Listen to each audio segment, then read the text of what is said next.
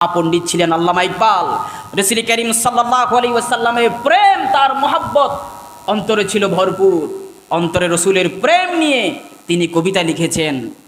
মনের দুঃখকে লালন করে তিনি আজ থেকে শত শত বছর আগে তিনি কবিতা লিখে গিয়েছেন।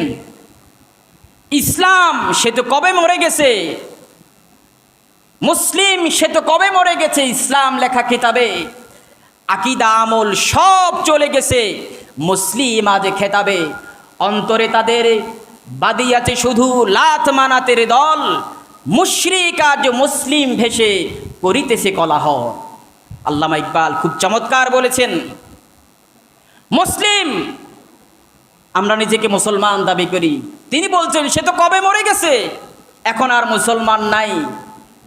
মুসলিম সে তো কবে মরে গেছে, ইসলাম লেখা কেতাবে আমরা সবাই নিজেকে ইসলাম বলি, আমি মুসলমান, আমার ধর্ম ইসলাম, কিন্তু আমি আদৌ মুসলমান কিনা সেটা আমি বলতে পারি না। এরপরে তিনি বলেন আকীদা আমল সব চলে গেছে, মুসলিম আজ খেতাবে, শুধু খেতাবে আমরা মুসলিম, ভিতরে আমাদের আকীদা নষ্ট, আমাদের আমল নষ্ট, সব নষ্ট হয়ে গেছে। শুধু আমরা নামে মুসলমান, কিন্তু অন্তরে আমরা মুসলমান নই। এরপরে তিনি বলেন মুশরিক আজ মুসলিম ভেসে করিতেছে কোলাহল।